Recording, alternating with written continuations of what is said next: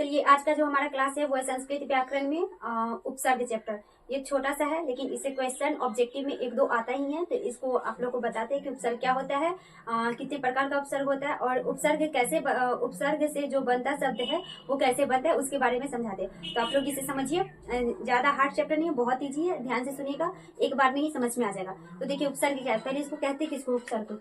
तो किसी क्रिया धातु के पूर्व, किसी क्रिया या धातु के पूर्व लगने वाले शब्द को क्या कहते हैं, उपसर्ग।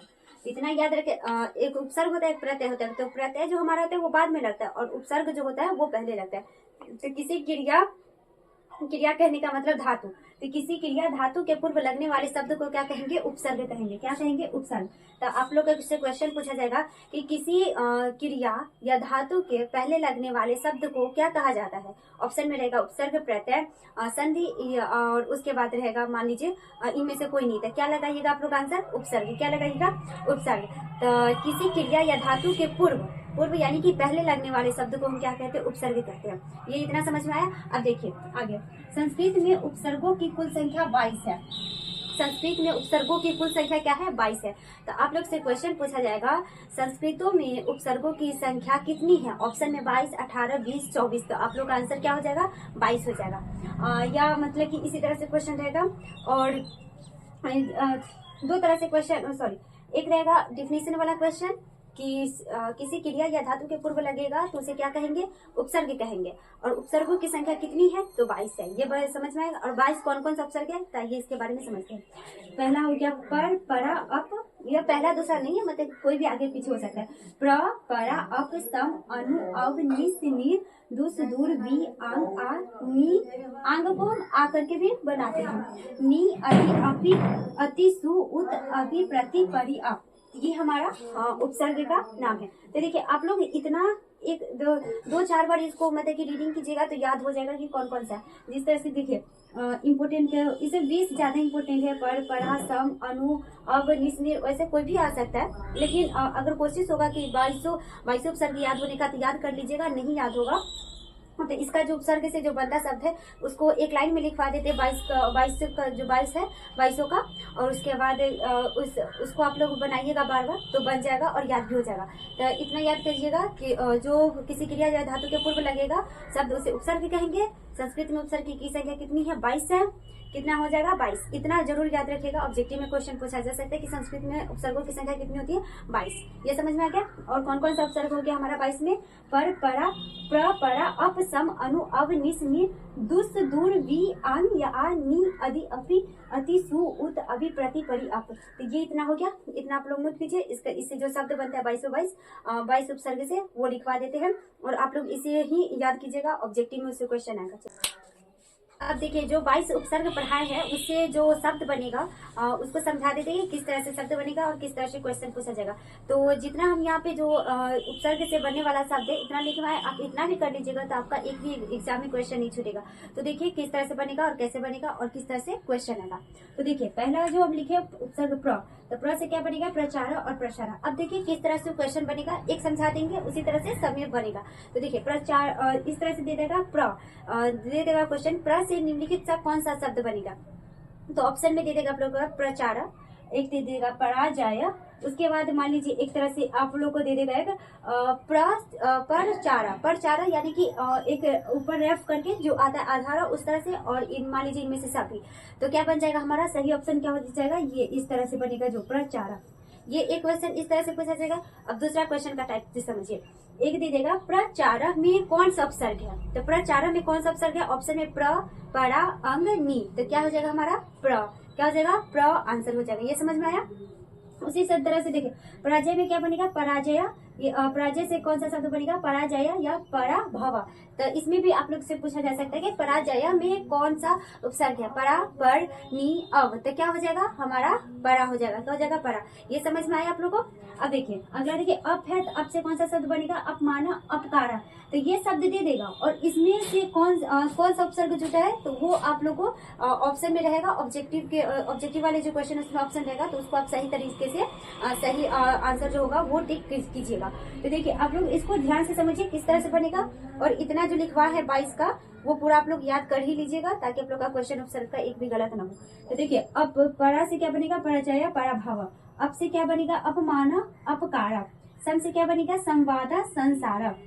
देखिए यहाँ पे थोड़ा सा लग रहा है कंफ्यूजन, सम है और यहाँ पे क्या है? संवाद है। तो आप लोग को म वाला जो मुंह अनुस्वार पढ़ाए थे कि म का क्या हो जाता है? अनुस्वार हो जाता है। तो ये यहाँ पे वही हुआ है, म का क्या हो गया है? अनुस्वार।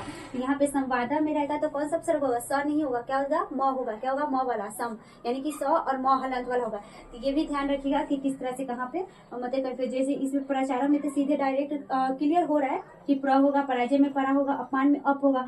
यहाँ पे संवाद में क्या हो जाएगा? सम हो जाएगा। म अनुस्वार जो संधि पढ़ाए थे उसमें बताए थे ना कि म का क्या होता है? अनुस्वार हो जाता है, एक नियम बताए थे। मैं तो उसी तरह से सम का क्या हो जाएगा? संवाद, संसार। अनु का क्या बनेगा? अनुभव, अनुवाद। अव का क्या बनेगा? अवकाश, अवरोध। निस से क्या बनेगा? निश्चय, निस्तार। उसके बाद नीर से क्या बनेगा? निराशा, निर्मला। दुष से क्या बनेगा? दुर्जना, दुष्काला।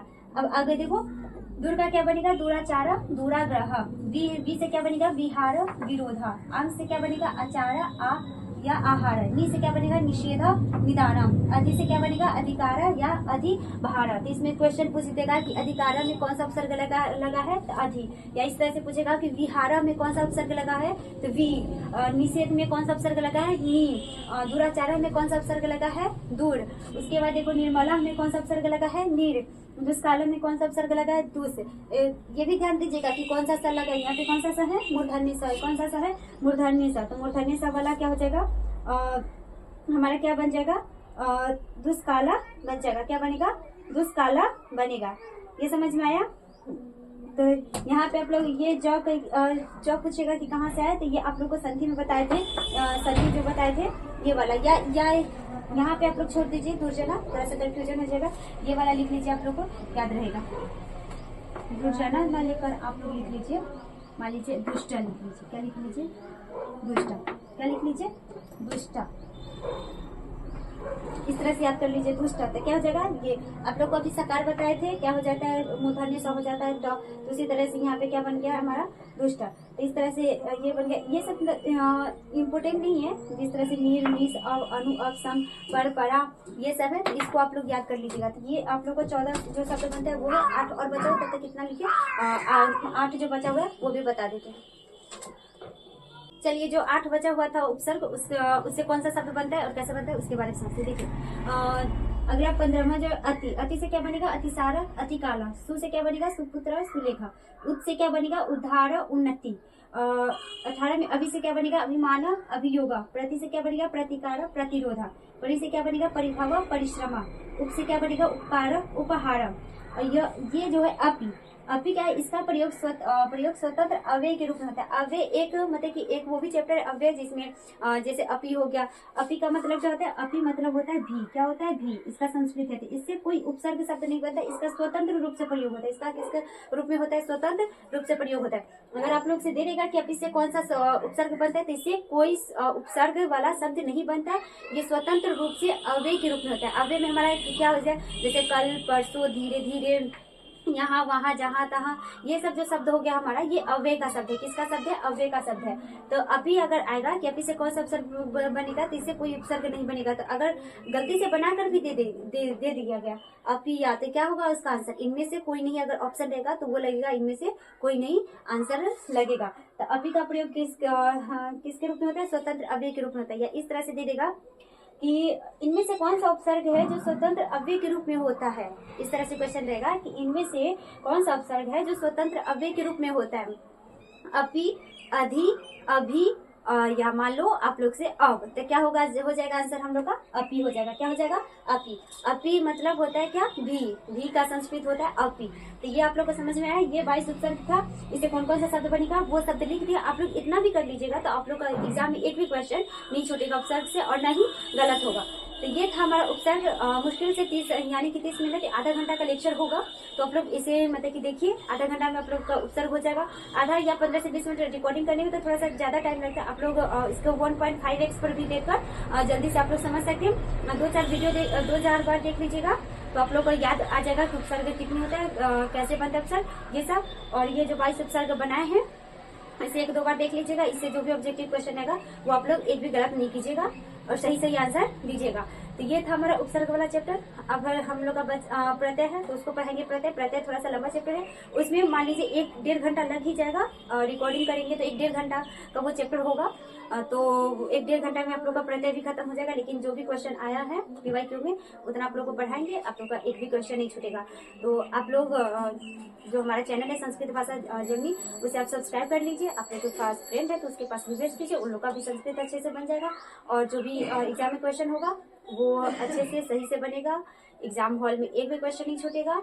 और इसका जो PDF है वो टेलीग्राम पर डाल देंगे, यानी कि जो बोर्ड का है वही, मतलब कि स्क्रीनशॉट खींच कर इसका आप लोग को टेलीग्राम पर डाल देंगे, ताकि वहां से आप लोग वीडियो देखिएगा और वहां से आप लोग रीडिंग कर लीजिएगा। नोट वोट मत कीजिएगा, क्योंकि अभी टाइम नहीं है। जब तक आप लोग नोट कीजिएगा तब तक आप लोग इसे 2-4 बार पढ़ लीजिएगा तो याद हो जाएगा जल्दी से। तो चलिए मिलते हैं आप लोग को नेक्स्ट क्लास में, तब तक के लिए बाय।